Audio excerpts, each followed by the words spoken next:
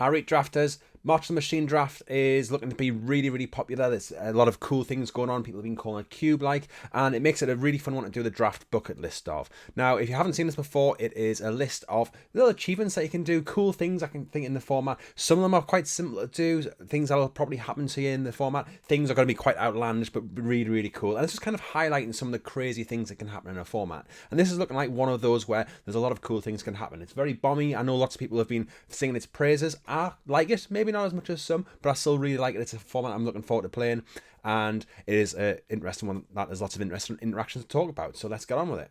The first one is one that I'm going to call ZADA Card Drawer. So this is using ZADA Headrun Grinder, which reads, when you target it with a spell which only targets ZADA, then you can copy that and cast it on all of your other creatures as well. And I think the best card you can target it with is a Zalfaran Shapecraft. So this turns it into a 4/3, which is fine, gives an extra power, and if you get a load of 1/1s, it can be quite good with that. But importantly, it draws you a card. So that means that every time you copy it, you're going to draw a card. Draw you a bunch of cards. If you've got a load of 1/1s, turn them to 4/3s, crack in. Great. Easy enough to do. Both of these are commons and uncommons, I think. So it's a pretty easy one to do. One to look out for. It's not one that you're going to be playing. I don't think Zada's an amazing card, but it can definitely find a home. And if you've got a couple of Zalfaran's Shapecrafts in a blue-red deck for whatever reason, and you see one coming around, I'd scoop it up right away, because that's a really, really powerful interaction. The next one is one that I've had done to me, and this is triple Stoked. So Stoke the Flames is back in the format. It's a really exciting card. A lot of people really like it. And then we've also got Complete the Circuit, which I haven't decided whether it's good yet. It can definitely do some powerful things, and it did manage to deal 12 damage to my face with Stoke the Flames when an opponent cast it against us. So it probably just goes in any blue-red deck. That's the type of thing that you want to do. If you're playing blue-red, you kind of want to Stoke the Flames. If you've got blue-red, you've got to Stoke the Flames. You're going to have to complete the circuit very happily. But it's a really interesting way to do it. I think if you manage to complete the circuit, any instant or sorcery, you're going to be doing pretty well. But yeah, it's a really interesting way to do it. And it did hurt a little bit when I lost the game from it.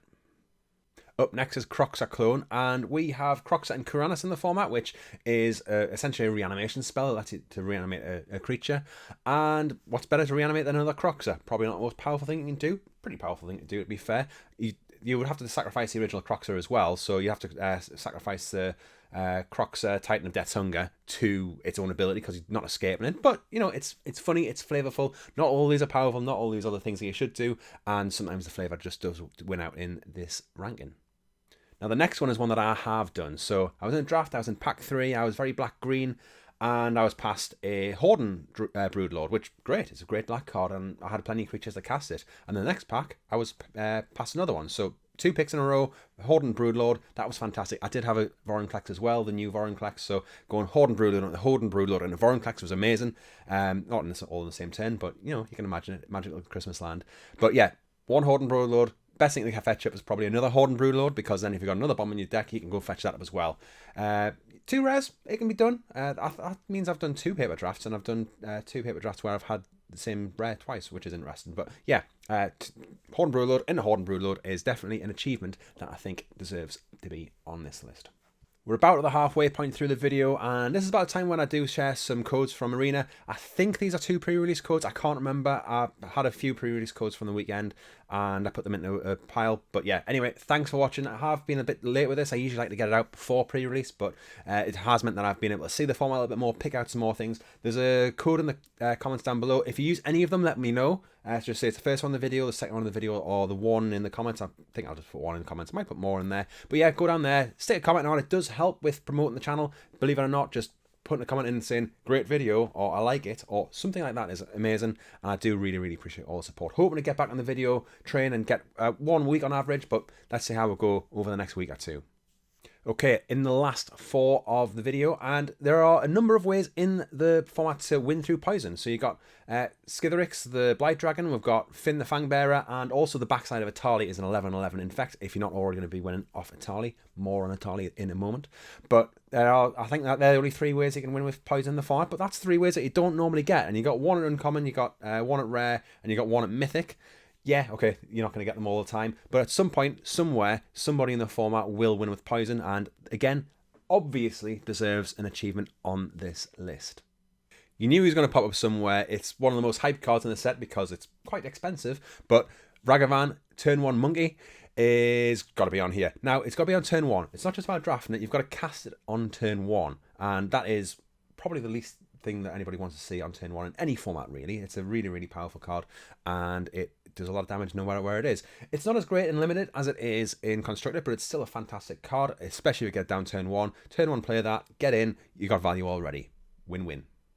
Now, I did say Atali was going to be showing up. This has proven to be a really popular card, really powerful card, which is what you want for 7 mana, but it is pretty much end the game. You get a 3-for-1, an easy 3-for-1, and you get to steal some of your opponents. But what's the best thing you can steal? Probably Yorion. If you cast Atali, you hit preferably an opponent's Yorion, then you get to blink your Atali and then cast it again. There is a 3-mana blink spell in the format as well, which you can also hit, but to be honest, I prefer to hit Yorion. It's a much better hit, but you know, it's a really, really powerful interaction. If your opponent's in the scoop, you probably won. They might have a Sunfall or something in hand, which is the only way they could probably come back from something like this, unless they've got a ridiculous board, but it's an incredibly powerful thing to do. It does require like multiple rares, and it does require hitting those rares off Atali. You do have the chance to get them from your opponent, which does help. But yeah, that is a pretty disgusting thing to do. And one that I think I did see one of the designers on the set doing on Twitter, or his son doing, which is, yeah, pretty mental. And then the last one has to be Yargle Cannon. And usually I save like a really ridiculously difficult one to do till last. But to be honest, all of these are pretty powerful. If you can think of like a really cool edge case using like 3 mythics and it's a really interesting thing, yeah, let us know that. But I've got Yargle Cannon here. So we all know Yargle Montani, 6 mana, 18-6, which is amazing. But then if you also have the Voldaran Thrill Seeker, you can put 2 counters on it, make it a 28, and then sacrifice and deal 20 damage to your opponent's face, which, yeah, that's pretty sweet. Yeah, all of these seem perfectly doable to some extent. I mean, okay, hitting Yorion off Atali, maybe not so much, but it is a really powerful one you can do. But if you have liked the video, feel free to subscribe to the channel, follow me on Twitter. I do tweet from there from time to time. Not the biggest prolific Twitter user, but I do tweet there, and there are some gems, the odd meme here or there as well, so make sure you follow us along there as well. Hope you enjoyed it, and I'll catch you again soon. Bye.